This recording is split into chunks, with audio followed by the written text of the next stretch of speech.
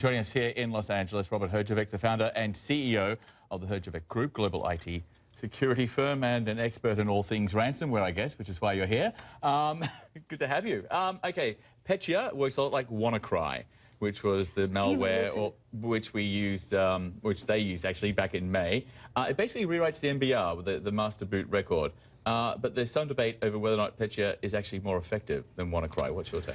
Well, actually, Petya wasn't that effective as a ransomware because it used email as a transport mechanism in order for people to pay, but the email hosting company in the Ukraine shut them down.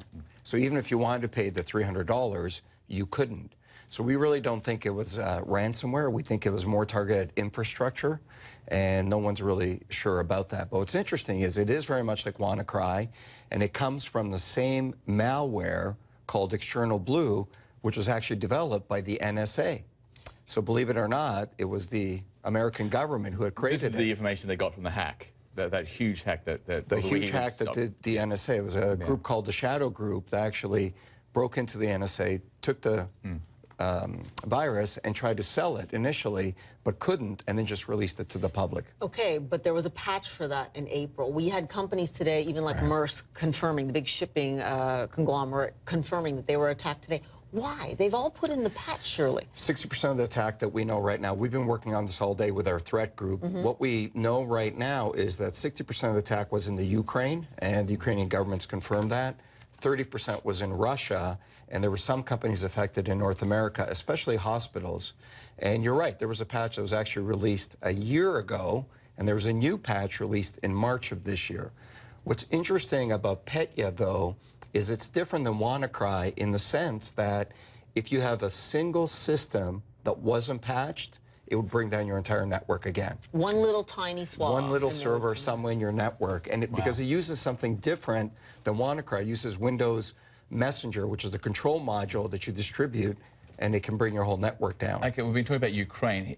Ukraine's deputy prime minister tweeted out a screenshot of his computer, which was infected. And it's interesting because 60% of the computers were affected, at least initially, were in Ukraine. 30% were in Russia. You know, the initial suspicion in Ukraine was that this was some kind of Russian cyber attack, but that hasn't been proved. So the question is, well, the other interesting point to that, to your question, is, do you know why it's called Petya? It's actually a town in Russia which was made famous. It's also called GoldenEye because of the James Bond movie. Okay. So there was this whole suspicion that it was the Russian hacking group doing it. Well, then why Ukraine? Who knows? Infrastructure, utilities. We heard that a lot of utilities were brought down. You know, a lot of this stuff, you don't know the effect until later on. We suspect that it wasn't actually ransomware, that there was a larger element to it. And Robert, I want to get to that point. What is the danger if these are what they call probing attacks? So they've had a huge effect, but everyone will get together now, discuss how best to patch this. It'll get solved. Many people are saying within 24 hours. Great. What is the danger here? What could they be probing for? Yeah, the average company that has a breach has been infected for about 6.5 months before they realize that there's been a breach. And so the danger in some of these things is they're probing for information, utility information, government information, financial information, cyber terrorism, espionage. I mean, let's not forget that this tool was originally invented by the NSA for cyber espionage. Which worked quite effectively in Iran.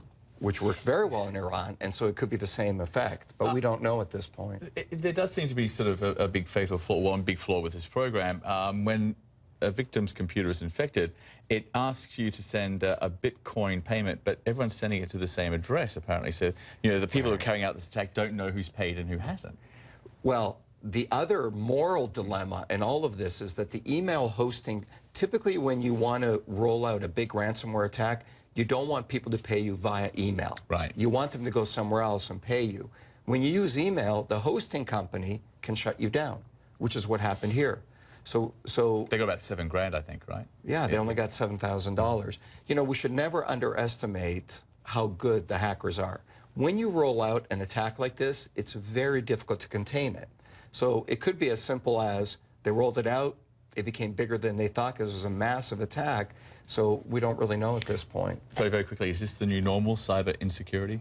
Yeah, this is definitely the new normal. You've got to constantly have vigilance and look at your systems. I mean, our threat hunting group knew about this 24 hours ago.